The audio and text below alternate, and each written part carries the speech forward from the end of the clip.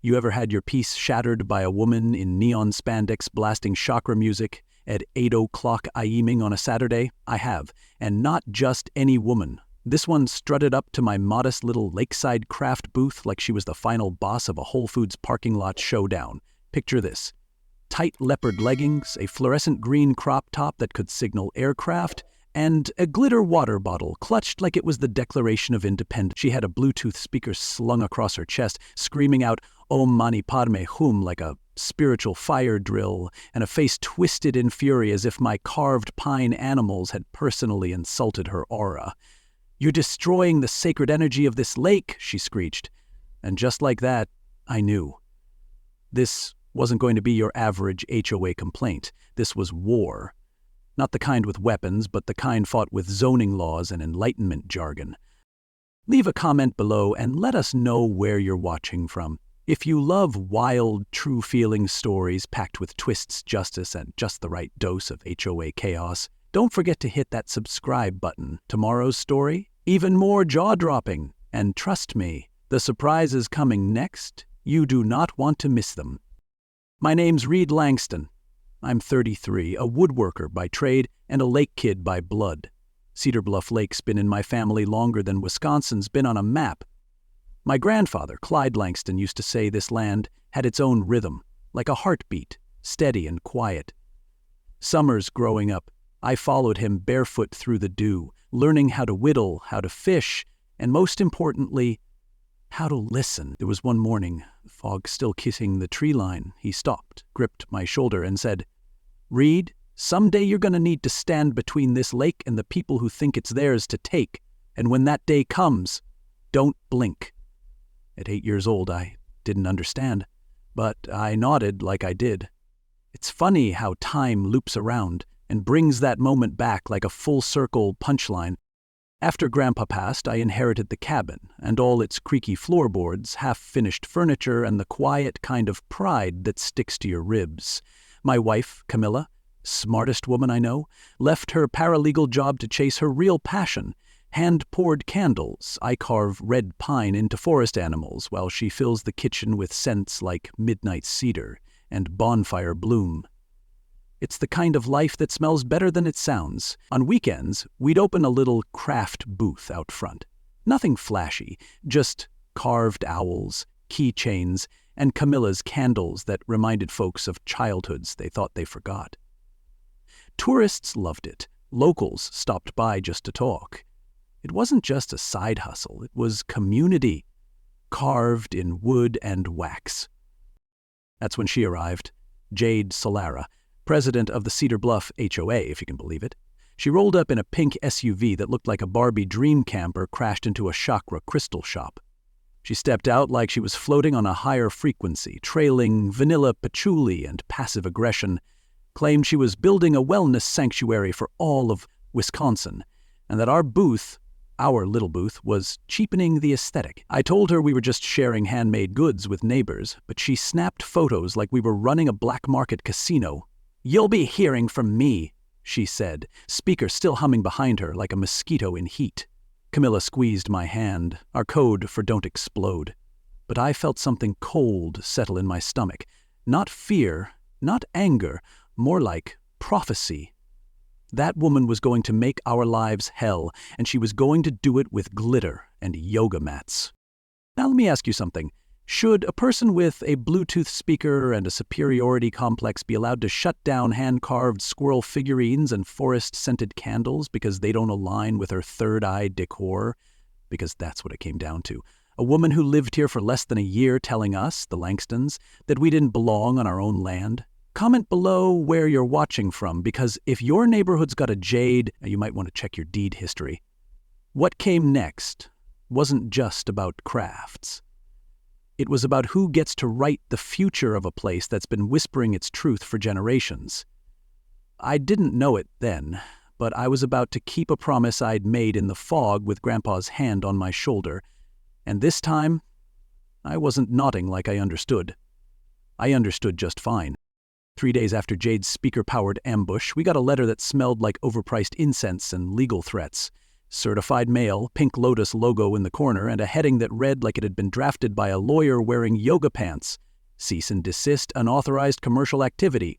According to Jade, our candle stand was violating zoning ordinances, disrupting community wellness, and, my personal favorite, lowering the lake's consciousness vibration. Camilla read it twice before saying anything. Then she looked at me and muttered, "Well, read.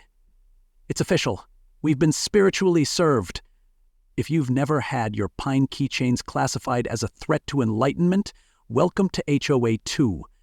Something told me this was just the first swing, and she hadn't even broken a sweat yet.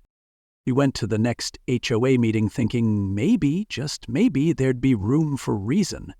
What we walked into was more revival tent than community circle. Jade stood at the center of Mrs. Prescott's living room like a moonlit messiah, preaching about her plan to transform Cedar Bluff into Wisconsin's spiritual flagship. She had charts, color swatches, and a slideshow on her iPad that included phrases like vibrational ascension zones and crystal-curated shoreline integrity. Every 5 minutes, she used the phrase spiritual harmony like it was punctuation. When Camilla tried to ask a question about actual HOA bylaws, Jade cut her off with a smile so tight it could hold drywall. "Some people resist positive change," she said, her eyes locked on us. "But the soul of Cedar Bluff is ready to evolve." And just like that, we were unofficially labeled the town heretics. The room went quiet. Too quiet. And I realized some people were starting to believe her. Camilla's legal instincts lit up like a warning flare. That night, she dug into county records while I sat on the porch, wondering how a booth with fox carvings had triggered an ideological war. Turns out, Jade wasn't new to this game. She'd tried to open a holistic healing hub in suburban Chicago a few years back, complete with kombucha fountains, eucalyptus meditation domes, and chakra consultations for cats. It failed spectacularly. Lawsuits, refund demands, a zoning scandal involving a misclassified goat yoga barn. When we found the court filings online, Camilla laughed so hard she cried. This woman's last business plan included spiritual realignment through pottery wheels, and now she's telling us we're the problem? Still, I couldn't laugh. Because here she was gaining ground. That goat yoga mess didn't follow her to Cedar Bluff. Her past was scented in patchouli and wrapped in a ribbon. Ours was starting to smell like smoke. Within a week, Jade had allies. A retired couple from Chicago who'd bought property near the bluff signed on as community wellness ambassadors. Another guy named Lenny, who, to be fair, would agree with a paper plate if it promised higher property values, started echoing her phrases in casual conversation. You'd hear him at the bait shop. "This area's got untapped consciousness potential." The tide was turning, slowly but noticeably. Neighbors who once brought us cookies were now dodging eye contact. Some thought we were exaggerating. Others didn't want to be on the wrong side of Jade's glitter warpath. Camilla tried to stay upbeat, but every evening she'd sit at her laptop a little longer, jaw tighter.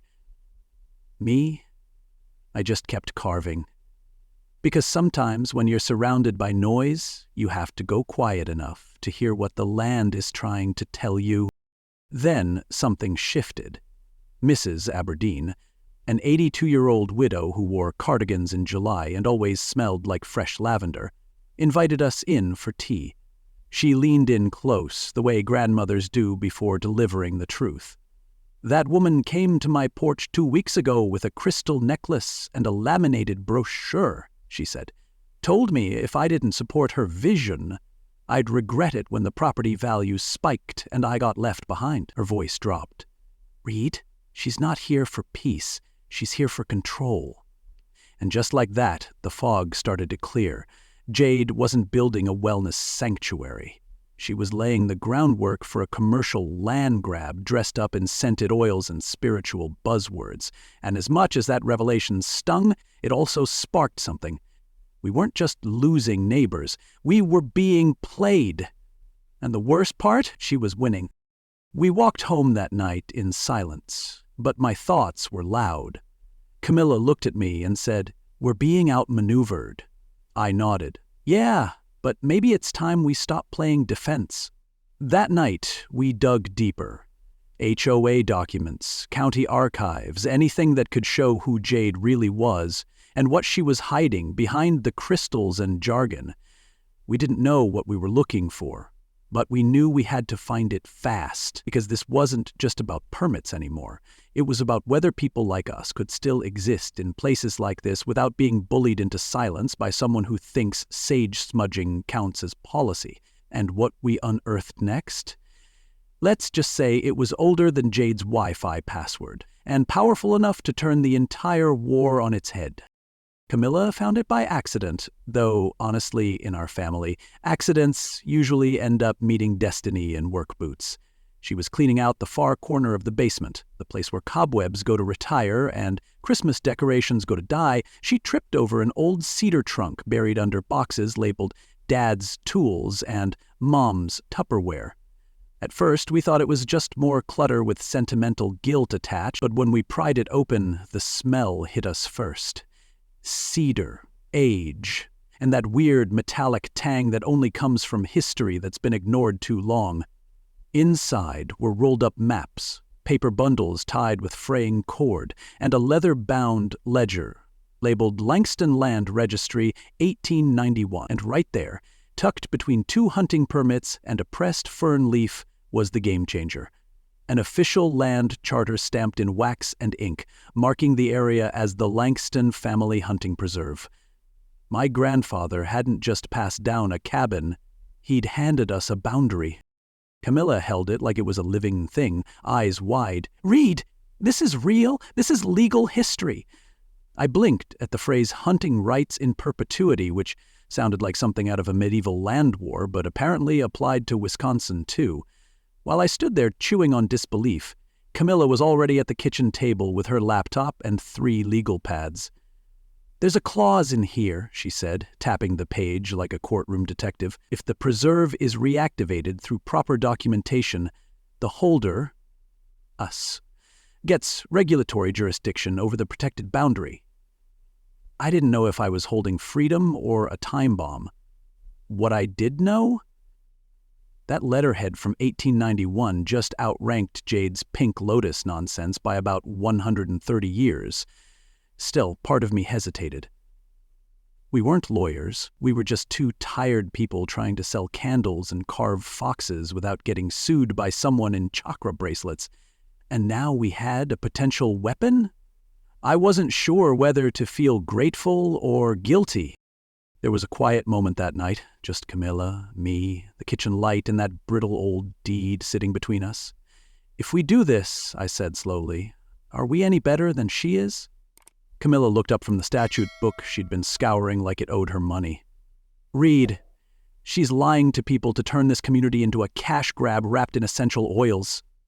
This is truth. This is legacy. Your grandfather didn't leave us this to win a pissing match. He left it to protect the lake." I nodded, but it still felt strange, like using a forgotten law was somehow gaming the system. But maybe the system had been gamed already by people like Jade, who wrap control in compassion and make manipulation look like community service. This wasn't about outsmarting her. It was about honoring what had always been ours. Still, it's hard not to feel a little dirty when you realize your ace card is older than every HOA regulation combined. The next few days turned into a legal archaeology dig. We scanned, verified, and cataloged every scrap of history from that trunk. Camilla called the county office so often, they started recognizing her voice. Meanwhile, I traced the old maps by hand, matching tree lines to satellite views, watching the past overlap with the present like 2 transparencies held to the light. Turns out, the boundaries of the preserve included not just our land, but the exact shoreline where Jade had hosted her chakra tuning circle last week. "Oh, the irony," Camilla whispered, grinning like a law student on espresso. "The deeper we dug, the more airtight it became. This wasn't a loophole. It was a ladder, built by ancestors who saw something coming, something like this, and we'd been standing on it the whole time without even knowing." By the weekend, we had enough documentation to choke a filing cabinet. Camilla was already assembling a proposal for the DNR. I stared at the seal on the deed, wondering what Grandpa Clyde would think of all this. Probably sip his coffee, shake his head, and say, "Told you, boy, someone always comes for the lake." And here they were, only instead of guns and greed, they brought yoga mats and litigation. We were ready to act. But something inside me shifted. This wasn't about revenge. This was about restoration. Jade was trying to rewrite the story of our lake, turn it into a boutique brand with chakra tents and smoothie trucks. But our story was older, simpler, stronger, and we finally had the papers to prove it. The Saturday of Jade's big Cedar Bluff wellness retreat dawned with perfect weather, as if the universe had RSVP'd just to watch the train wreck happen in high definition. 200 people showed up. Yoga mats dotted the lakefront like a pastel invasion, food trucks lined the dirt road pumping out overpriced vegan tacos, and a drone buzzed overhead capturing footage for what I assumed would be edited into something called Ascend, the journey to lakeside alignment. Jade, of course, stood at the center in a flowy white outfit that looked like it had been borrowed from a cult leader's weekend bag. She was glowing, literally shimmering in body glitter, spinning in slow circles and welcoming guests with phrases like, "Let's ground ourselves before we rise." Camilla nudged me. "Ready?"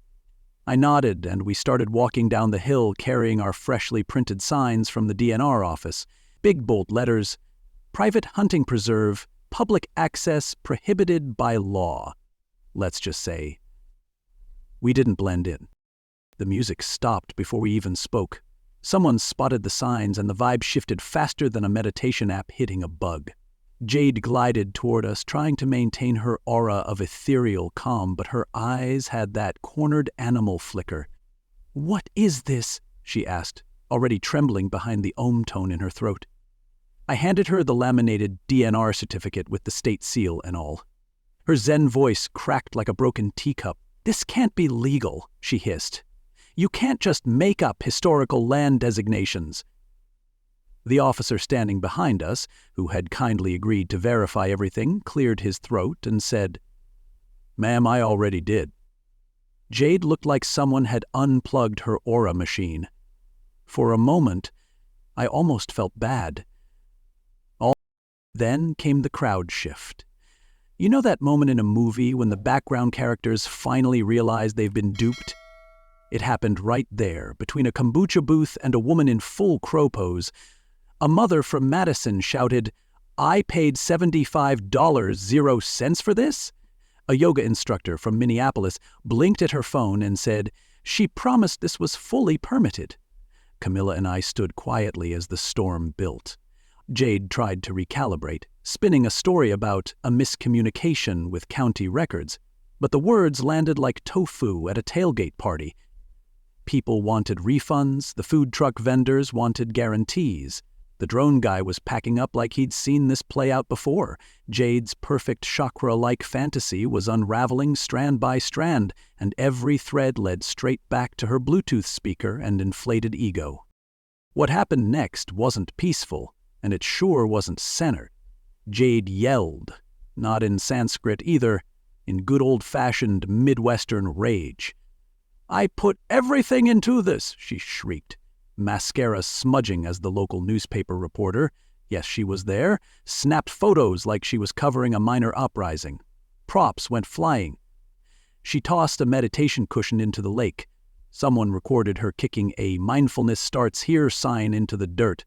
It was the kind of meltdown you'd expect from a reality show contestant, not a self-proclaimed wellness visionary. The irony was delicious. This woman who had banned wind chimes for disrupting energy had essentially weaponized surround sound, and now the silence of accountability was deafening. Camilla leaned over and whispered, "This is what happens when fake peace meets real paperwork." By late afternoon, the retreat was officially shut down. The police confirmed that no large events could be held within the boundaries of a designated private hunting preserve without written authorization, which, conveniently, we held in a nice manila folder. The food trucks drove off with spoiled supplies. Yoga mats were rolled up like surrender flags. And Jade? She stood there alone, surrounded by toppled banners and abandoned incense sticks, her glitter fading with the sunlight. It wasn't just a failed event. It was a public unmasking.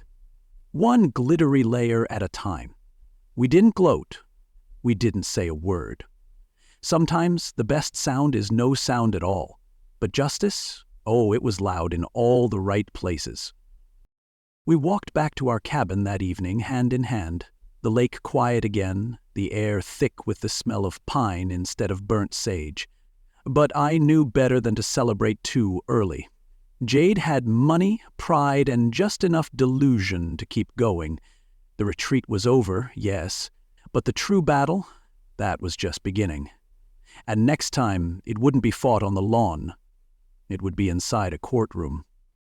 Jade hit back fast. Not with another chakra circle or herbal cease and desist. This time she came fully suited up in legal armor. A $75,000 0-cents lawsuit landed on our doorstep, courtesy of Davidson and Associates, a downtown Milwaukee law firm with a name that sounded more like a yacht club than a team of litigators. The accusations? Antiquated sabotage, intentional business interference, and, my personal favorite, malicious obstruction of rural economic evolution. Camilla read the complaint out loud, then set it on fire, metaphorically, by slapping a yellow highlighter across it like a samurai sword. "So now we're being sued for preserving our own family land," she muttered. I just shook my head. Somewhere out there, Grandpa Clyde was probably polishing his boots, ready to walk back into court from the great beyond. We prepped for court like we were cramming for the bar exam and the state fair at the same time. Camilla built a binder so thick it could block a small bullet. I handled community outreach, quiet conversations with neighbors who just weeks ago weren't sure which side to pick. That changed fast when someone sent an anonymous tip to the Cedar Bluff Gazette, leaked emails, text screenshots, and voice memos. Turns out Jade had been working a secret deal with Lakeshore developers. She wasn't building spiritual sanctuaries. She was flipping the bluff. Her real plan was a luxury yoga resort, complete with a dock, 40 cabins, and a corporate wellness partnership from a Chicago firm that specialized in turning quiet towns into destination hashtags. And we weren't a spiritual blockage. We were just bad PR. The emails were pure gold. In one, she wrote, "Once the locals are neutralized, the land transitions smoothly. These people think too small. Candles and carvings.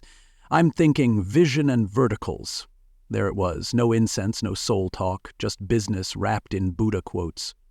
Once that came out, the community tide turned faster than a sermon in a thunderstorm.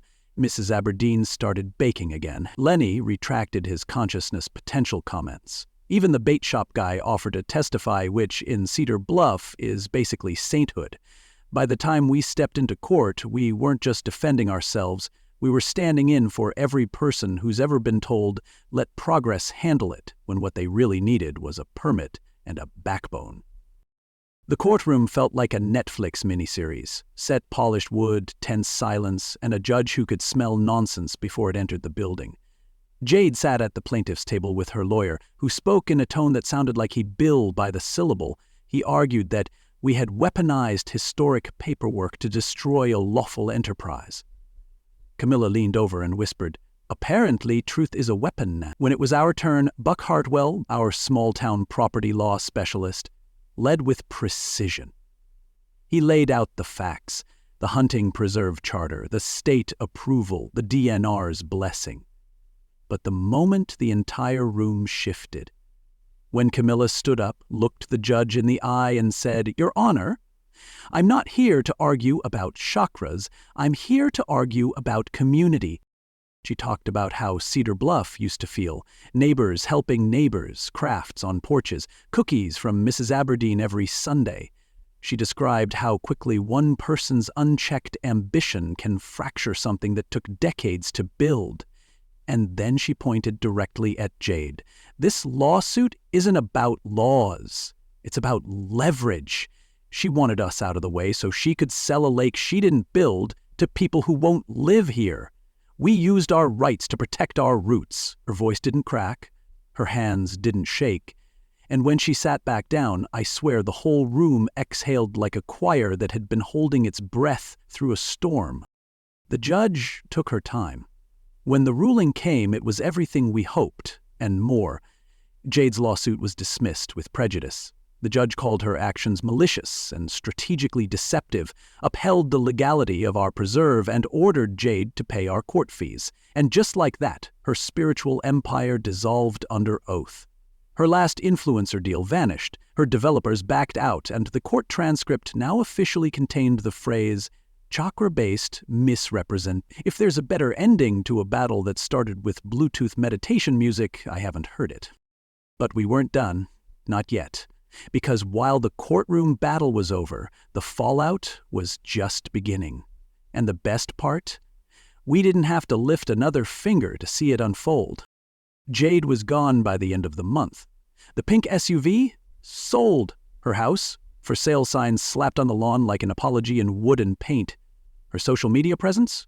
Vanished, deleted, scrubbed, vaporized like a scented candle in a hurricane.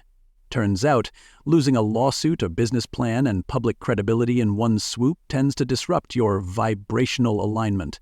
And just like that, Cedar Bluff exhaled. You could feel it in the air. Lighter, like the glitter dust had finally settled. Camilla and I stood on our porch the morning after the moving truck pulled away, sipping coffee and watching ducks reclaim the dock she once called her healing vortex. "Should we mark the day on the calendar?" I asked. Camilla smiled.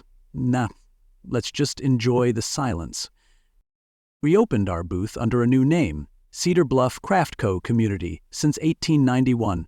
The sign had hand-carved lettering, a touch of gold leaf, and just beneath it in smaller print, no glitter, no gurus, just good neighbors. What happened next surprised even us. People came, not just to buy, but to talk. Locals brought friends, tourists asked for the Fox guy, and the candle lady who sued the HOA president. It became a thing. Mrs. Aberdeen called us folk heroes, which was ridiculous, but endearing. Even Tom, you remember Tom, the maybe not Jade supporter, showed up at our booth one Saturday with his wife holding 2 lemonade cups and an apology. "I was wrong," he said. "Progress isn't always about change. Sometimes it's about remembering what matters." Camilla handed him a free candle. "Scents called Truth and Pine. Figured you earned it." A month later, we hosted the first Cedar Bluff Heritage Festival on the exact patch of grass where Jade once tried to build her spiritual empire. But instead of overpriced yoga tickets and food truck chaos, we had live bluegrass music, kids learning to whittle, and a tent where Camilla taught candle making to families. There were no drones, no mantras blasting on speakers, and not a single conversation about chakras, just laughter, music, and the scent of smoked cedar and fresh popcorn. My favorite moment? Watching a 6-year-old proudly show her grandfather the squirrel she carved with her own hands. "This lake was always peaceful," Camilla whispered beside me. "She didn't create tension. She just disturbed the quiet long enough for us to hear what was already here." That night, after the last folding chair was packed away and the stars spilled out over Cedar Bluff like secrets finally shared, I sat on the porch with an old legal pad and started writing a letter. "Dear Grandpa Clyde," it began. "You told me to protect this land no matter who came for it. I thought you meant fences and rifles. Turns out what we needed was paperwork, persistence, and a woman with candle wax in her hair and fire in her heart. You didn't just leave us a cabin. You left us a blueprint for how to keep something honest in a world full of sellouts, and we followed it. Your legacy is safe, and so is your lake." Camilla's going back to law school. Yep. She says she wants to specialize in property and community law, help other small towns facing the same battles we did. I told her she'd be dangerous with a degree. She grinned. "Good. As for me, I'm still carving. Still listening to the lake each morning, still hearing that same old heartbeat in the water. And if you ask me what changed, I'd say nothing and everything. Because sometimes the lake doesn't need to be saved. It just needs someone to stand still long enough to hear it speak. And if you're wondering what I learned from all this, what stayed with me, long after the cease and desist letters and the courtroom dust settled. It's this: you don't need to raise your voice to protect what you love. You just need to stand your ground with the truth in your hands and your history at your back. Jade came in with noise, followers, and fancy talk, but in the end it was silence, integrity, and a 130-year-old promise that carried the day. See, the real power wasn't in that deed. It was in remembering what it meant. That land charter wasn't just ink on paper. It was love, legacy, and responsibility passed from one generation to the next. And the moment we stopped treating it like paperwork and started treating it like a promise, everything changed. We didn't beat her with anger. We beat her with roots. So if you're out there right now feeling small, unheard, or just plain tired of watching loud people rewrite quiet truths, this story is for you. Whether it's your land, your voice, or your little booth by the lake, don't let anyone tell you it's too small to matter. Because small things, when held with love and backed by truth, can hold back giants.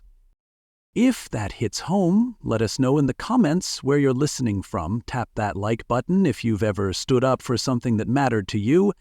And don't forget to subscribe, because the next story, let's just say it starts with a fence and ends with federal court. And trust me, you won't want to miss how a backyard barbecue turned into a nationwide HOA takedown. Stick around. Justice isn't just in the courts. Sometimes it's in the quiet people who finally decide they've had enough.